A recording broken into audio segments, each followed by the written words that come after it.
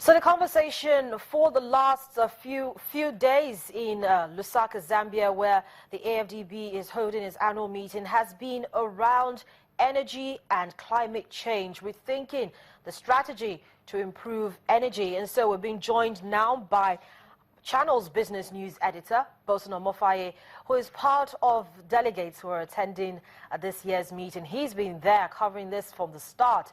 And he joins us now to take a look at some of the issues that have been raised at the meeting. A good morning to you, Bosun. Good morning, Harris. It's great to have you on the show today. So, talk to us about the meeting. Just yesterday, the report on rethinking the strategy with regards energy was launched. Talk to us about it. Well, I hope I got the early part of the question correct, but I guess the question was about the rethinking energy strategy for Africa. Yes. And the new report, I'm sure that's what you're referring to, the new report that was released by the UK-based Power for All took a critical look at what has been done globally and across Africa when it comes to energy access, the funding and delivery part of the energy conversation. What this report says in summary was that there's a need to rethink the entire three pillars relating to energy delivery. The first has to do with decentralizing energy, that is the faster access to electricity. The second is the cost of business as usual when you look at what the multilateral development banks like the World Bank delivers. And finally, a call to action, how to change the equation.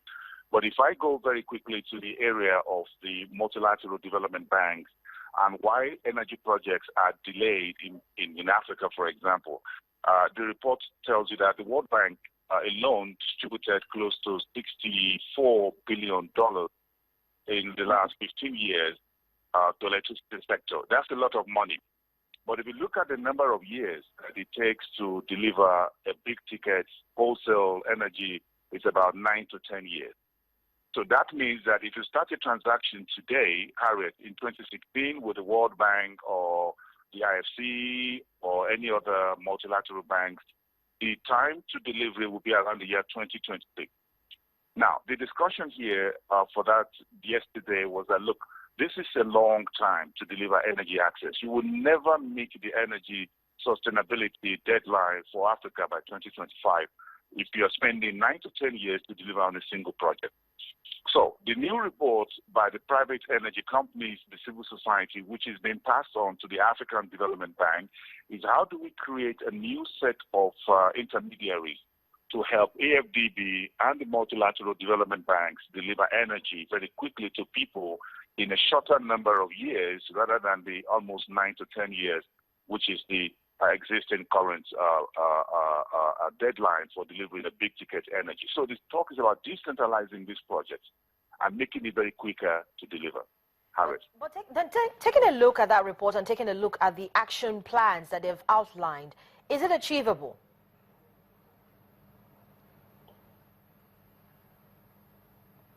Is it achievable? Yes, is it achievable? No, what has been talking about, yes, energy is achievable, but the point is that the number of years is long. 9 to 10 years is achievable. But then, so Bosun, the new thinking is how do we break it down? Yes, so that's what I was just hoping you were going to talk about, because we're looking at 9 to 10 years to try to achieve energy for all, and the challenges are here, the challenges are now. So short to medium term, what quick fixes have they proposed or are they proposing?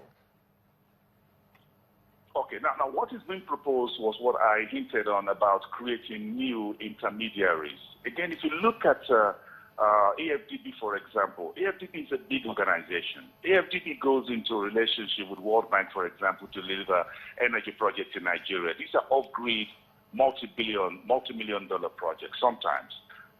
If you're looking at, for example, the Azura Edo power project in Nigeria, it runs into hundreds of millions of dollars. Now, projects like this could take 1 year, 2 years, 3 years, 4 years, 5 years, down to close to 10 years.